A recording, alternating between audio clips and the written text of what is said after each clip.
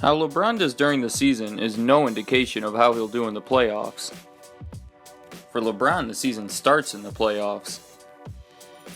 LeBron's team always has season troubles, but seems to get it together for the playoffs. All things we've heard before, from people on the internet, professionals on TNT and ESPN, I've said it myself. LeBron has the reputation of coasting during the regular season and then flipping the switch for the playoffs. The popular theory for that is that the Eastern Conference is weak and doesn't offer much competition for LeBron. All the really good teams are in the West. In the most recent season, the Celtics finished first in the Eastern Conference with 53 wins. 53 wins is the best the East has to offer, while the West has teams with 55, 61, 67 wins in the season. LeBron's team finished with 51. Likely would have had more, but Cleveland basically forfeited some of the final games of the season, ending with a 4-game losing streak. It's not just this year either. For a while now, the West have been finishing stronger than the East. The lack of competition in the East is also supported by the fact that LeBron has been in the finals for 6 straight years. He went to the finals all 4 years when he was in Miami, then switched teams, and still went to the finals the next 2 years, and running. But in these 6 finals appearances, he only won the championship half the time, showing the West is providing competition for him. In short, the belief is that LeBron doesn't have to play to his full potential in the season, because he'll finish near the top anyway, but when the playoffs come around he's forced to step it up, and this is when we see him at his best. It seems to make perfect sense, so let's dig in a little deeper and see if there's any truth to it. I figure it'd be smart to compare LeBron's stats in the season to those in the playoffs, to see if there's any major changes. I took the stats that I saw to be most significant. This chart shows only the differences between the season and the playoffs. If the number is positive, it means it was higher in the playoffs. Negative means it was higher in the season. The numbers all represent averages. Like where it says 4 minutes in 2006, that means he averaged 4 minutes more in the playoffs that year than he did during the season. This is for the years he spent in Cleveland before he left. He didn't make the playoffs in his first 2 years, so there was no comparison to be made. In these years, I don't see much of a difference. He averaged more minutes, but that's expected from the star player of the team. His points, rebounds, assists are all comparable, and even a little lower in many cases, despite playing more minutes. Looking at all his shooting percentages, he actually seems to be worse in the playoffs than the season. In most of the years, his shot attempts are similar as well. 2009 stands out because he averaged 1.5 more rebounds and almost 7 points per game higher than the season, but playing almost 4 extra minutes is a big contributor to that. In general, for his first period of time in Cleveland, there's nothing noticeable to indicate any higher skill level or effort in the playoffs. The next set is from his years in Miami. He generally averaged more minutes than he did before, but then looking over the points, rebounds, and assists, they're actually lower than I would expect to see with such an increase in minutes. Especially in 2013. This was a year he won the finals, remember? He averaged almost an extra 4 minutes on the floor, but managed to average less assists and points.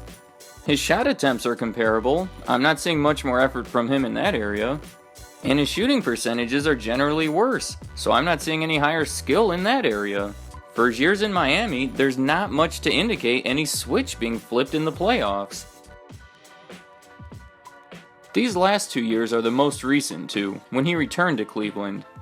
2015 is probably the hardest evidence of a switch we've seen. Let's remember, this was the playoff year that was mostly without Love and mostly without Kyrie for the finals, where LeBron was without much help and essentially took on Golden State in the finals by himself. He averaged 6.1 minutes higher than he did in the season and took an additional 8.7 shots, which shows a much higher level of effort. He averaged more points, rebounds, and assists, which maybe should be expected with the extra minutes, but I'll still say that shows higher skill than in the season. His shooting percentages were still much lower, probably from being forced to take worse shots and not having good players to create plays around him. From looking at these numbers, I'm saying that LeBron flipped the switch for the playoffs, but he basically had to since he was the only player the team can turn to. Then looking at 2016, there's not much difference between the season and the playoffs once again. So over his 11 years in the playoffs, there's only 1 year with any evidence of the playoffs being significantly better than the season, and that 1 year had unusual circumstances. So now I'm thinking that LeBron himself doesn't flip a switch for the playoffs, but maybe his team collectively flips a switch and does better in the playoffs. This chart shows his win percentages for the regular season compared to the playoffs for the first 5 playoff years in Cleveland. Every year his team did better in the season. Some of the years are very close, but I'm definitely not seeing a significant increase in the playoffs. But LeBron only made the finals once in these years, and even that series brought the team 4 straight losses, so it's understandable for this time range. The next one is for his years in Miami. In 2012, the Heat had the same win percentage for the season and playoffs, but the other 3 years were worse again in the playoffs. Even for the 2013 championship, he won 10% fewer playoff games than season games. The last set is for the most recent 2 years in Cleveland. Finally, in both years he won a considerably higher percentage of games in the playoffs, even in the year that didn't end in a championship.